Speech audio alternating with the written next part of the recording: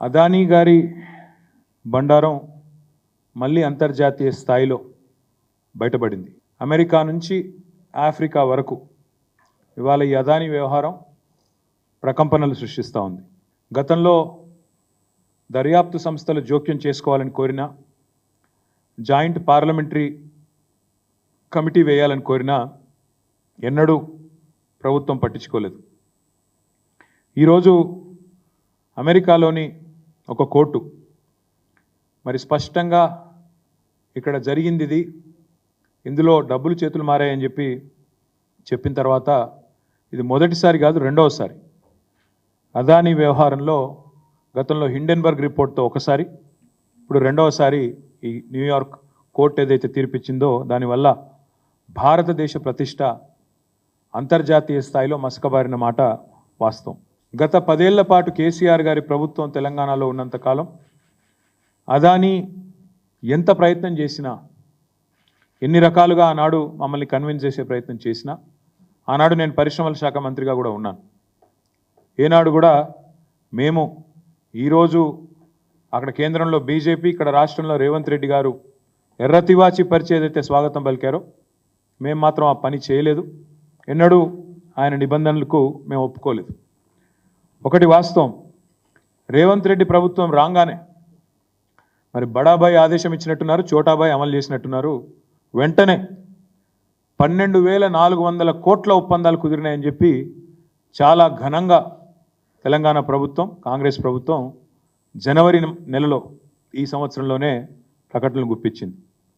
అందులో 5,000 కోట్ల రూపాయలతో గ్రీన్ ఎనర్జీ కోసం 2 పంప్డ్ స్టోరేజ్ యూనిట్లు, అదేవిధంగా 5,000 కోట్లతో 2 డేటా సెంటర్లు, 1,400 కోట్లతో అంబుజా సిమెంట్స్ ఫ్యాక్టరీ, 1,000 కోట్ల రూపాయలు ఇంకొక ఏరోస్పేస్ రంగంలో అని చెప్పి వారు ఆనాడు 12,400 కోట్ల రూపాయలకు సంబంధించిన ఎంఓయూలు, మెమరాండమ్ ఆఫ్ అండర్స్టాండింగ్స్ చేసుకున్నట్టుగా ముఖ్యమంత్రి గారు చాలా ఘనంగా చెప్పారు. తదనంతరం చూస్తే మీరు ఏం జరిగింది అని చూస్తే జనవరి మాసం తర్వాత ఈ సంవత్సరంలో తెలంగాణ విద్యుత్ సంస్థలను అదానీ గారికి అప్పజెప్పే ప్రయత్నం కూడా ముఖ్యమంత్రి గారు చేశారు. అందులో భాగంగా చిట్ చాట్ అని పెట్టి, ఆ చిట్ చాట్లో ఓల్డ్ సిటీలో బిల్లుల వసూలు అదానీ గారికి శాంపుల్గా పైలట్గా అప్పజెప్తున్నాము, తదనంతరం ఎట్లా ఉంటుందో చూద్దాం అంటూ డిస్కామ్ల ప్రైవేటీకరణ చేసి అల్టిమేట్గా అదానీ గారికి అప్పచెప్పాలనే కుట్రకు కూడా రేవంత్ రెడ్డి గారు ఆనాడే ఆలోచన కూడా చేసినారు.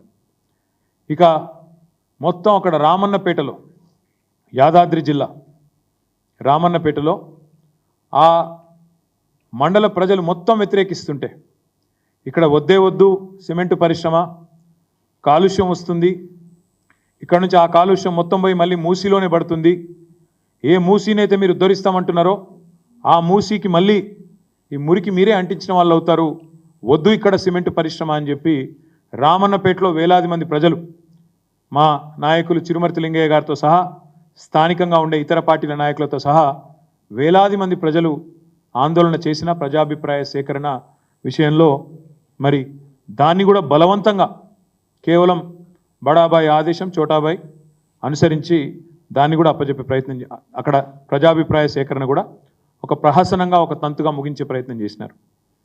స్కిల్ యూనివర్సిటీ, దానికి సడన్గా అదానీ గారి మనసు విశాలమయ్యి, హృదయం వైశాల్యం పెరిగి 100 కోట్ల రూపాయలు స్కిల్ యూనివర్సిటీకి భారీ విరాళం వారు అందజేసినారు.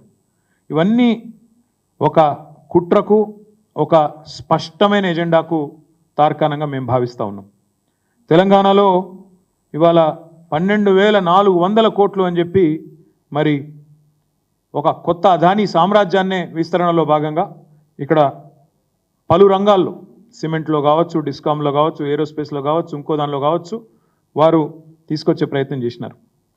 ఈరోజు వాస్తవం ఏంటి అంటే, మరి ఒకవైపేమో ఇక్కడ కాంగ్రెస్ ప్రభుత్వం, రేవంత్ రెడ్డి గారేమో ఎర్రతివాచి పరిచి అదానీ గారికి సకల మర్యాదలు చేసి 4 గంటల పాటు రేవంత్ రెడ్డి గారి ఇంట్లో, 1 కాదు 2 కాదు 4 గంటల పాటు భోజనము, భోజనానంతరం సమావేశము, సుదీర్ఘ సమాలోచనలు ఇవన్నీ జరుగుతూ ఉన్నాయి.